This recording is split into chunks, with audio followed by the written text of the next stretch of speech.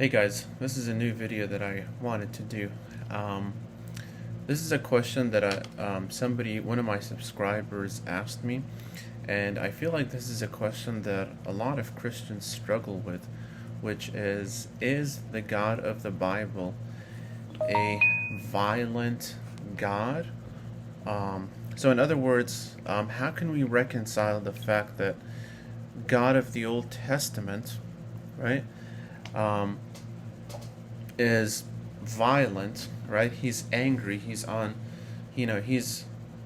has emotional turmoil, and the God of the New Testament, i.e., Jesus Christ, who is loving, who is compassionate, who is merciful. So, how do we reconcile these two concepts? Because a lot of skeptics, for example, a lot of atheists, they say, well, they're two different gods, or God must be bipolar, or there's something wrong with him. His emotions are chaotic and unstable. And, you know, isn't that the case? And my answer, obviously, is no, that's not the case. So, does God change when he was in the Old Testament? Did he just do a complete 180 and, do some sort of emotional cognitive behavioral therapy in order for him to change his emotions and to learn how to manage them and become the loving God of the New Testament? Well, no. The answer is no. God is the same yesterday, today, and forever. He's never going to change, and he doesn't contradict himself. He never ever contradicted himself. In fact, a lot of times the people who think there are contradictions in God's character, the reason why they think that, it's because they don't, first of all, they don't read the Bible, right? They're not reading it, and even if they do, they're not reading it with the proper lens. So they're reading it with the objective of trying to refute it, right?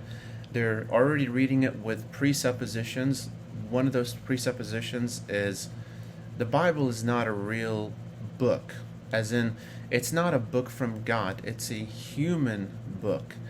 And so, therefore, it's going to be riddled with all these contradictions. And so, therefore, it's my job to go and expose that contradiction to others, for others to see. And, usually that's not a good attitude to have whenever you're not only just reading the Bible, but when you're trying to read anything in general.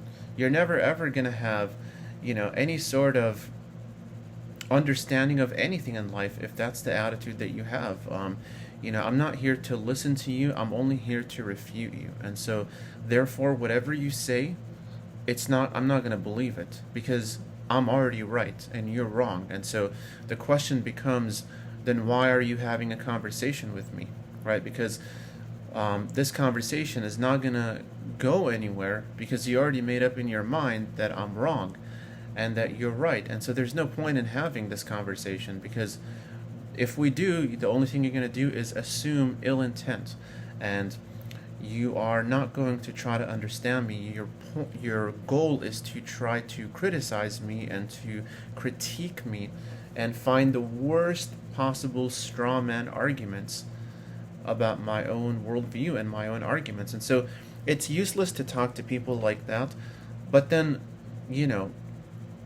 why is it then, since God doesn't change, right? And he really doesn't. He's the same yesterday, today, and forever. Then why does it seem like God in the Old Testament is so different from the God of the New Testament? Well, first of all, they're the same God, right? So that's number one. So it's not God of the Old Testament and God of the New Testament. It's just God. So it's not two different people. It's the same person. And so the God of the Old Testament, first of all, here's why he was so angry and he was so emotional. God, first of all, is emotional. He does get angry. In the Bible, it says that, he is a consuming fire. And so when he is angry, he's angry for a reason. He's angry at sin, right? Because he is holy, because he is righteous, he is perfect. And so therefore, sin offends him, right? It doesn't offend him in the sense where the way we think about it today, as in, I'm offended by what you said. So it's very subjective. The offense is based on personal preferences. Like, how could you say that? Like, that offends me. That's not how God gets offended. God gets offended at evil, objective evil. Especially in a world where we believe that there's no such thing as objective reality. There's no right, there's no wrong. It's just whatever you believe in yourself. Your own truth. That's your truth. I can't tell you what's right and wrong because I don't want to judge you. That's not how God operates, and neither we should not operate like that either, because that just produces chaos and instability. And so God gets offended. He has righteous anger. And guess who also had righteous anger in the New Testament? If you guessed Jesus, you're correct. Jesus had righteous anger.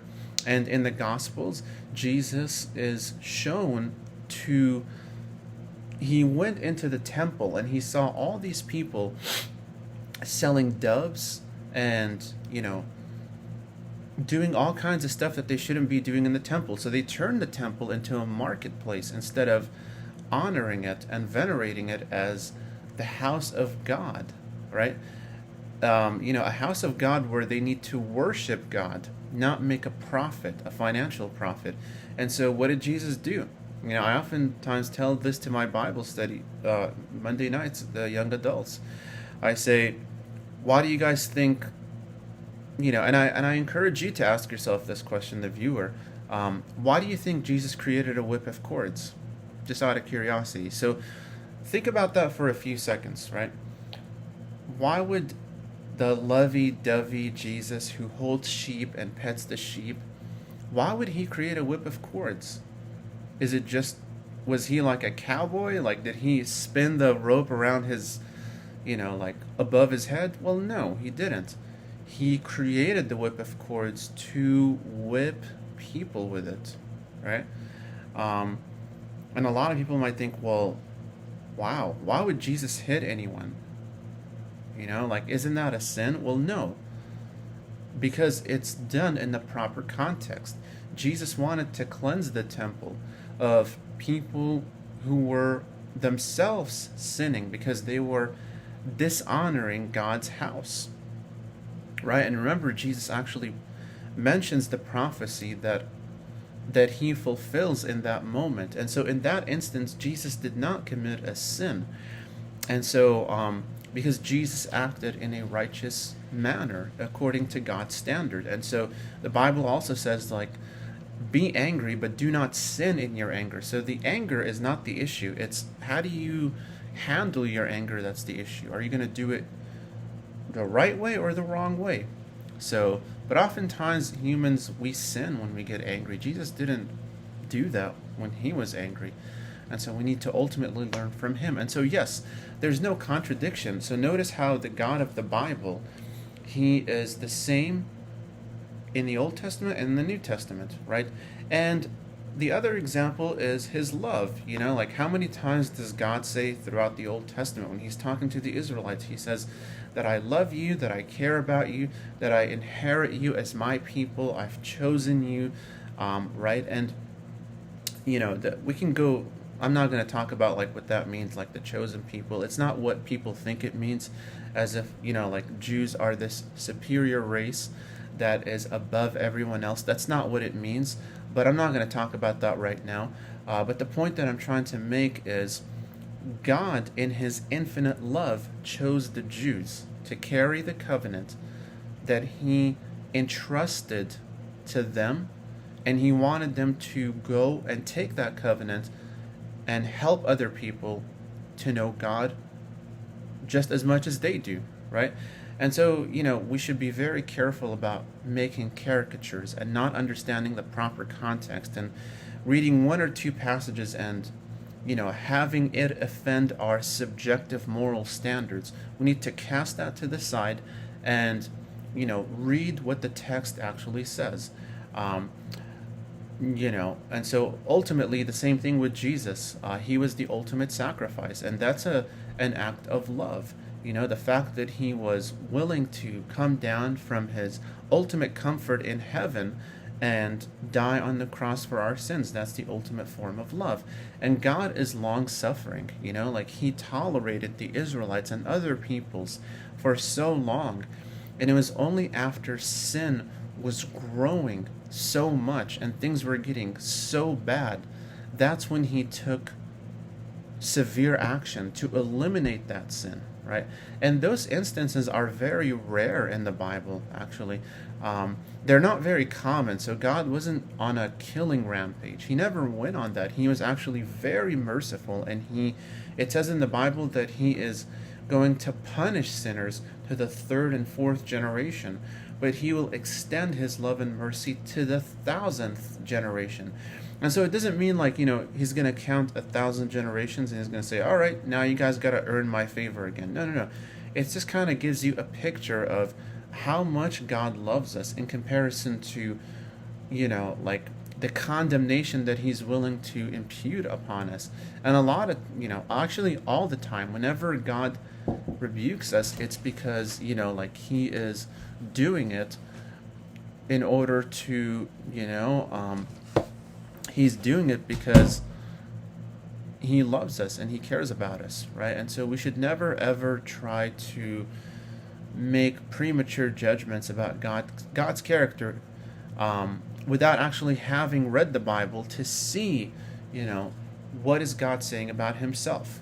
So that's all I have to say about that. Read the Bible, guys. Read the Bible. If you're a skeptic, read the Bible. Okay? There's nothing wrong with asking questions. I think I also tell my young adult Bible study, ask as many questions as you want. This is not a Bible study where you sit down and, you take notes and you're not allowed to engage in the conversation or ask any questions. That's useless. I want you to engage in the conversation, and I want you to ask as many questions as possible under one condition. You're wanting to learn and you want to grow closer to God. If you're only asking questions to critique and to try to destroy and dismantle a belief system, I'm telling you right now, not only is it going to cause emotional discomfort in others and in yourself, but it's just going to confuse you, and you're not going to get anywhere doing that. Because that's not a very fruitful goal. In fact, I would say that's not fruitful at all. And so if you want to achieve anything in life, you need to ask questions in order for you to learn. But if you're only asking questions because you want to prove yourself right, you are not going to get anywhere. And that kind of attitude will hinder you, my friend. So I really, really recommend that you guys do your research, read the Bible, investigate it, and talk to God about it. Like in Isaiah chapter 1, God tells Isaiah, come, let us reason together. So God is not afraid of your questions. He wants you to ask him questions because he wants you to get to know him ultimately. And so, yeah, guys, that's my answer for that. Hope that helps. And, be on the lookout for more videos like this. Take care. Have a good day.